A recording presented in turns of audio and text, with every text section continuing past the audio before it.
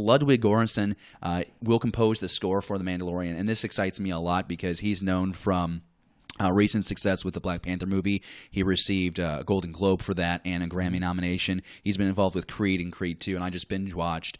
I just saw Creed 2 in the theaters, went back and watched all the Rocky movies, and I saw 2, 3, 4, 5, and Rocky Balboa for the first time. He's had a busy 2018 between Black Panther and Creed 2, and he did Venom.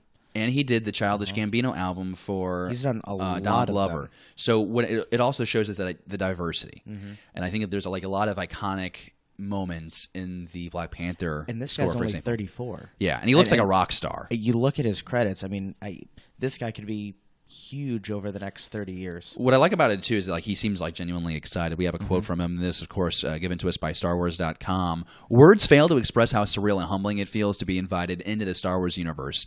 I'm deeply grateful to Jon Favreau and Disney for this opportunity and to join John Williams for thankful to John Williams for raising the bar so high with his iconic, intrepid scores. They will never be matched. In these next months, I hope to honor the tradition of Star Wars musical landscape while propelling The Mandalorian into new and uncharted territory, and I will try to remember that there is no try. So with that reference alone, I'm like, wow, this guy's a fan of Star Wars. He's a fan of the franchise. He's excited. He understands where the franchise has come from in the 40-plus years. I think it's smart. Like, I'm not trying to top John Williams. You will not top John Williams in Star Wars, maybe in cinema ever. But I'm going to try and do my best, and it's going to honor what he's done. So is that the same kind of reaction that you get from this? I'm excited for it. I mean, we've talked a lot about the non-John Williams-related scores in the Star Wars universe, like Solo and Rogue One. And I know you've been ultra-critical of it. Very. I mean, most of them don't bother me at all, but I don't know. I'm excited that he's a fan. I think, real quick, Rogue One, I think that Giacchino did a good job with the 3 weeks that he had. It was just he had 3 weeks, and I like what he did, but it would have been cool to see what he would have had if he had 3 months.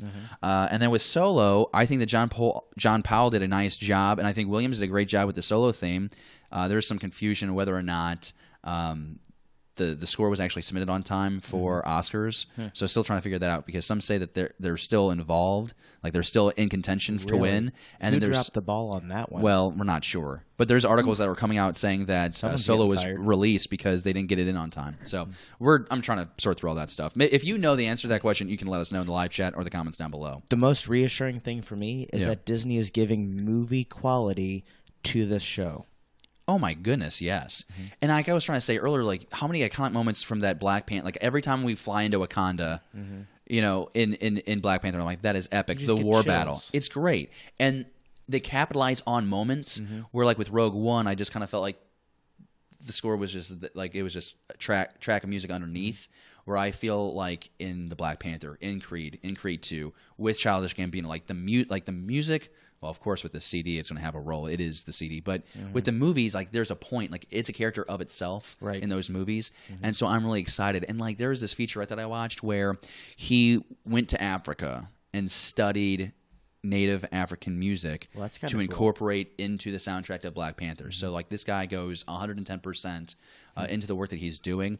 I will say this, like I'm really excited. I think this is a solid pick. I think he's one of the top composers right now in Hollywood. I'm still going to be disappointed that this is not where Kevin Kiner got his opportunity to do more work with the Star Wars scoring. He did the Clone Wars, he did the Rebels series scores, and it felt like a great transition, a great modern take on what Williams has done, also creating his new stuff. I know that we want new, fresh, and exciting. I'm not bashing, I'm not mad that we have Ludwig. I think this is a great pick, but you still have Kevin Kiner in your back pocket, and I thought that this was going to be where he was going to be able to flex his abilities and do a live-action series. So I hope that in the future that he gets another opportunity and he's not just the Star Wars animation theme writer. So that's all I have to say about that. I'm excited. I really am. I think he's going to do great. Like I mentioned, Creed 2, Black Panther, he did that Childish Gambino album that has sold millions of CDs and like millions of views on YouTube. I mean, that's also because Donald Glover's like the greatest gift to us, aside from like Lin-Manuel Miranda in the last 100 years. Anyways, what do you think about this idea of having Ludwig come in and do the composing? Did you like the scores of Creed, Creed 2, Black Panther? Do you like Childish Gambino, his latest CD? If you do, then you really do like Ludwig. Let us know down in the comments below. Thank you for watching Beyond the Blast Doors. Be sure to subscribe to our channel. Don't forget, give us a thumbs up and leave a comment. Beyond the Blast Doors, a Star Wars conversation.